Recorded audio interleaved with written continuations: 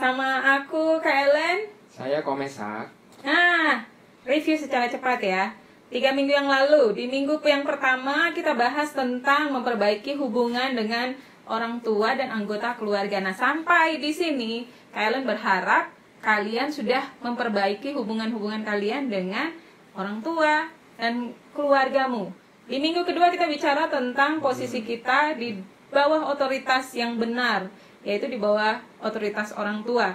Nah, kalau kita ada di dalam otoritas yang benar, itu akan membuat hidup kita diarahkan dengan benar sama Tuhan, karena kita mengikuti arahan Tuhan melalui otoritas kita. Di minggu ketiga kita belajar tentang how to stand alone. Ketika kita sudah ada dalam hubungan yang benar dengan keluarga kita, kita kuat hubungannya, kemudian kita berada di bawah otoritas yang tepat, itu akan membuat kita kuat untuk stand alone menghadapi peer pressure. Nah, di minggu ini kita akan bahas tentang hubungan dengan lawan jenis.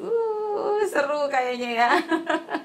Nah, semua yang kita pelajari selama 3 minggu berturut-turut itu ada hubungannya. Nah, ujung-ujungnya nanti adalah tentang bagaimana kita menjalin hubungan dengan orang lain dengan tepat di segala aspek kehidupan. Pertanyaannya aja langsung, Komesak, bagaimana sih menjalin hubungan dengan lawan jenis? Kan di umur-umur segini nih lagi umur seru-serunya nih. Kita mulai menyukai seseorang atau disukai sama orang lain.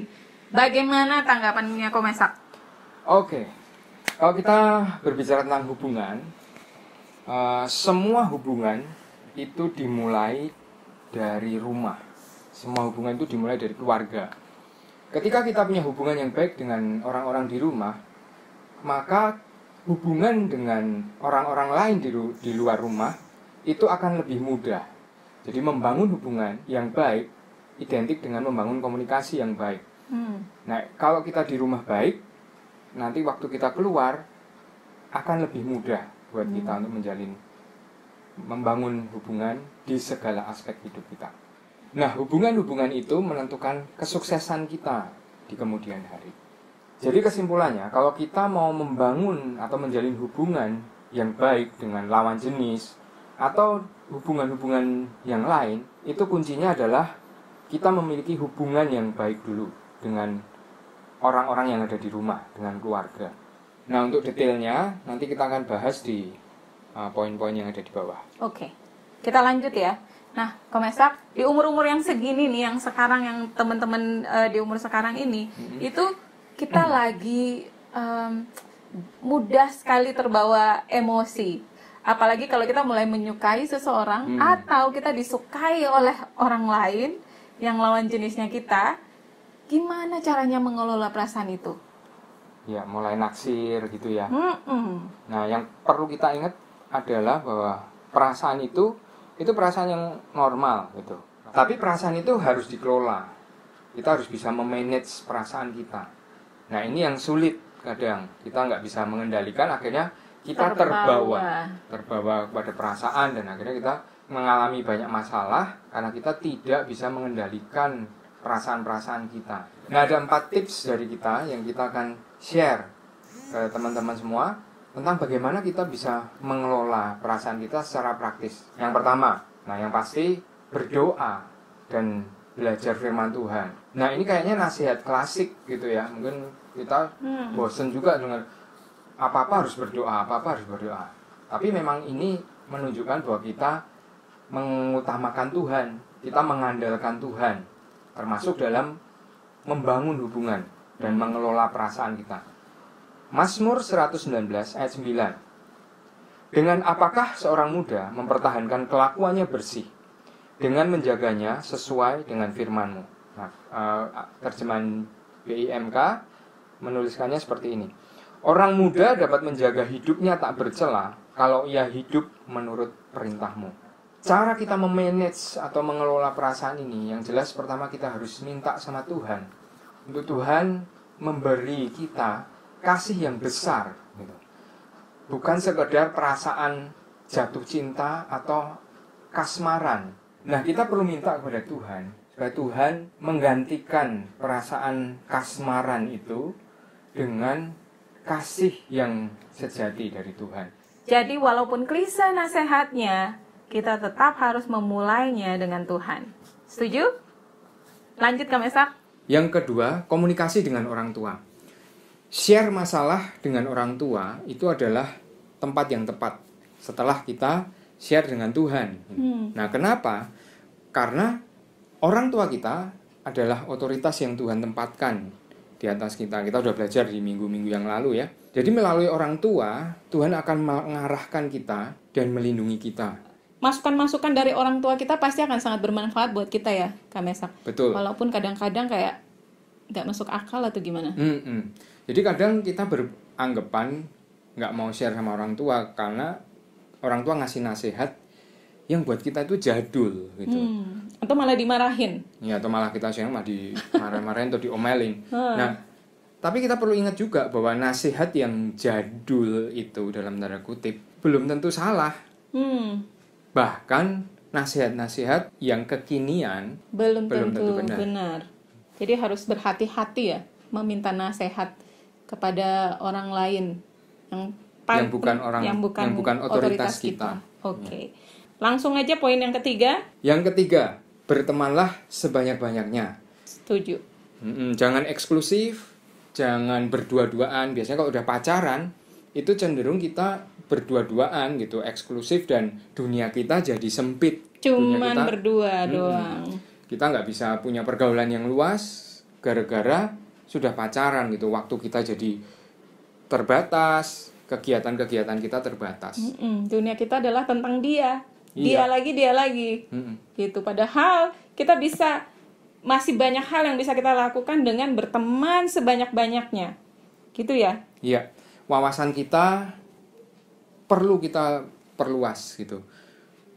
Pengalaman kita perlu punya banyak pengalaman. Nah, itu bisa terhambat dan tidak berkembang gara-gara pacaran.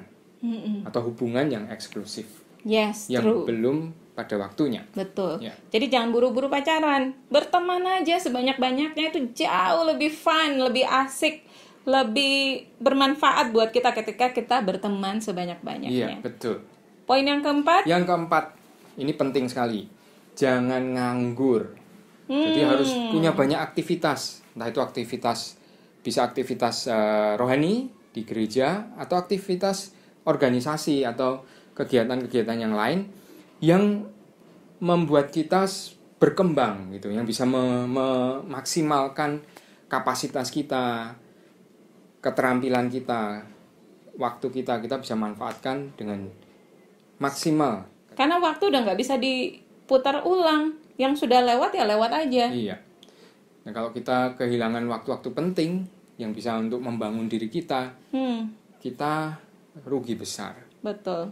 Nah, di Alkitab banyak sekali contoh kisah orang-orang muda yang dipakai Tuhan.